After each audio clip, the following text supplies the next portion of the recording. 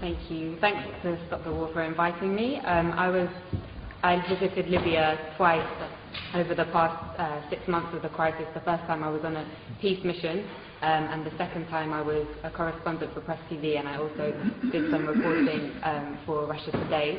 I left just after the so-called fall of Tripoli, and I was there during that horrendous week of the fighting in Tripoli.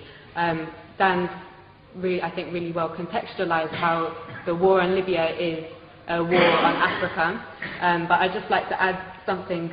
Dan mentioned how NATO have been targeting the over 100,000 soldiers in Libya, but there were also thousands of ordinary men and women. There were a lot of women who volunteered since the beginning of the crisis to defend their country, and they were armed by the government. And during that week in Tripoli when the fighting began, I witnessed how ordinary men and women took up the weapons that they had been trained to use during that 6 months to defend their country. So I'm going to, as a journalist, I'm going to talk a little bit about the role of the media, and this has been an incredible media war. Dan alluded strongly to the criminalization of the Libyan government and Gaddafi. So the media said that thousands of people were about to be killed in Benghazi, but they never showed us any evidence. They said that 6,000 people had been killed by the government. Human rights organizations have confirmed that approximately 250 have died from both sides. They said that the Libyan government was attacking its own people from the air, and Russian intelligence satellites have since shown us that this was impossible. They said that the government was hiring mercenaries from elsewhere in Africa. They never showed us the evidence. Instead, we saw the videos of black Libyans and other black Africans being lynched in public squares by NATO's ground troops, the rebels, with scores of people filming on their mobile phones and Western special forces looking on. They said that Gaddafi was hated by his people, but they never showed us the 1.7 million people in a country of 6 million in Green Square on July the 1st, or the masses in Talhouna, in Sabha, in Beni Walid, in Sirte, and across the country who demonstrated to pledge their allegiance to their leader and to the Jamahiriya. They never showed us the masses, as I said, of ordinary men and women who had accepted the government's offer of weapons to defend their families, neighborhoods, and country from people who wished to condemn them to enslavement to imperialism. They said they were targeting Gaddafi's military forces. They ignored the 33 children, 32 women, and 20 men who I saw buried in the small and traditional port town of Majer in Zlitan in early August. They said on August 20th or the 21st that Tripoli fell without resistance.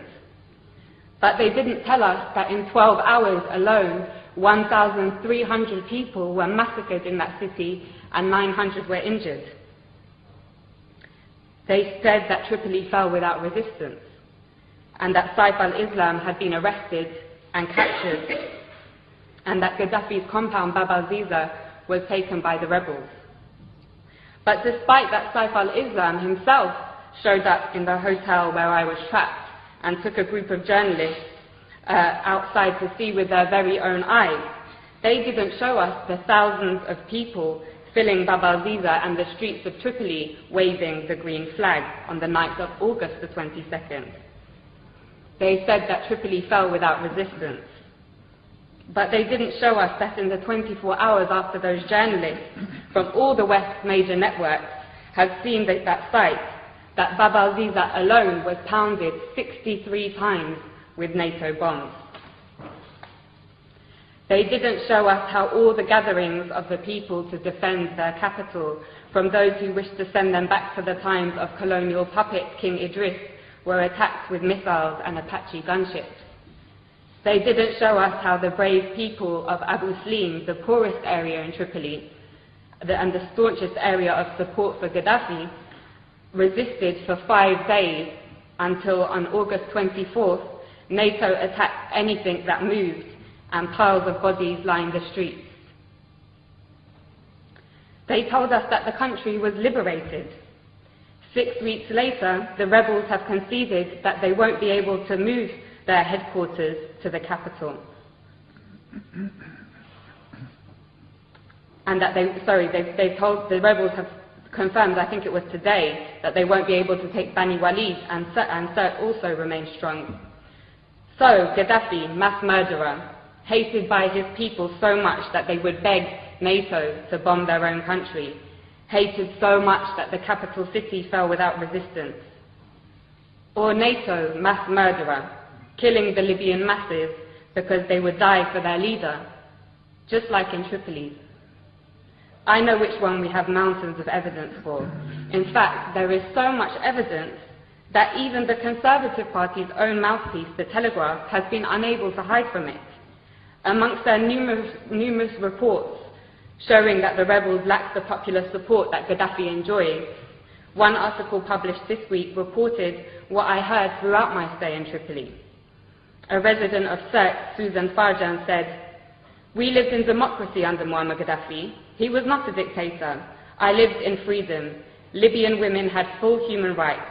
It isn't that we need Muammar Gaddafi again, but we want to live just as we did before." In the same article, 80-year-old Mabruka says, "Life was good under Gaddafi. We were never afraid." Again, in the same article, another elderly lady says, "They are killing our children. Why are they doing this? For what? Life was good before." And yet another says, "Everyone loves Gaddafi, and we love him because we love Libya. Now the rebels have taken over, we might have to accept that, but Muammar will always be in our hearts."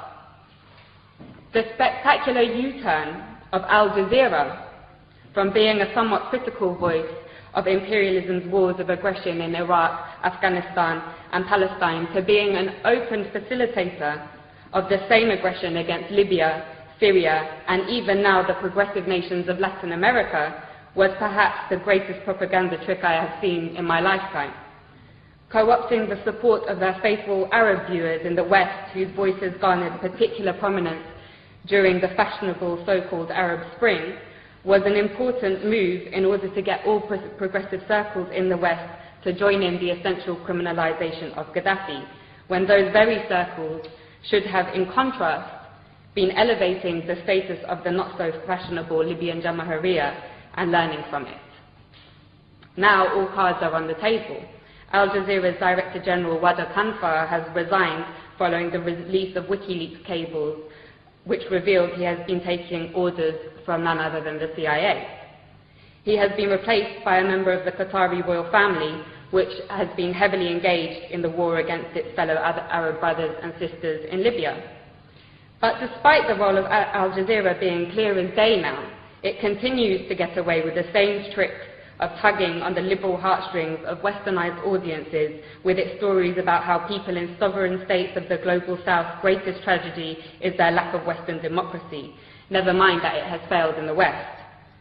But despite Al Jazeera's interest in championing this ideology is obviously straightforward. It hosts the United States' largest military base in the Middle East, CENTCOM, and they are, of course, close friends. Leaving the Rixos Hotel, where I had been trapped for 5 days, was the most surreal and probably the worst day of my life. It was a bad day. The safe, secure, welcoming city, full of life and warmth that I had driven through days previously had transformed.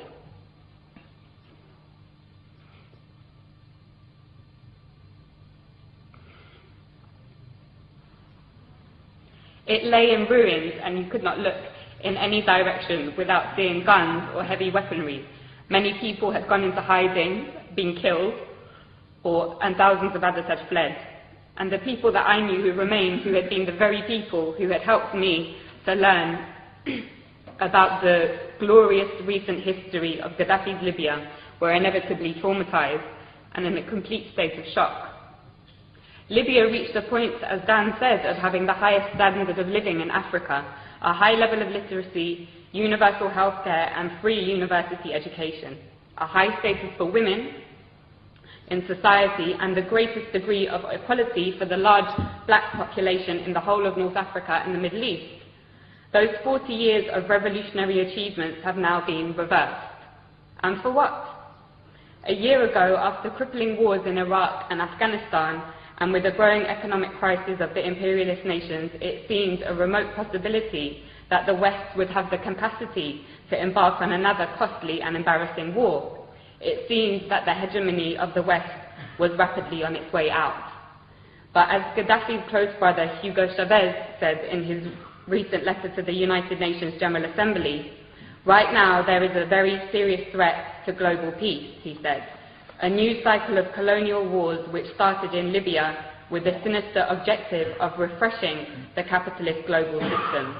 End quote. He knows that his country will be targeted in that cycle, with the very same model that they used against Libya and are now using against Syria. In the absence of an effective anti-imperialist media that can challenge and preempt the tricks of imperialism through its global media, it is the role of all progressive people to champion the sovereign states of the global south who, like Libya and Syria, are a thorn in the side of the West. Otherwise, they will be picked off one by one to add fuel to the dying fire of imperialism. And on that note, I want to end with my wholehearted thanks to the heroic green Libyan resistance, which continues to amaze the world in their ability to stave off the world's most powerful military machine. As Gaddafi said, not only are they defending Libya, but also Syria, Iran, Algeria, the African continent, and the entire global south. Thank you.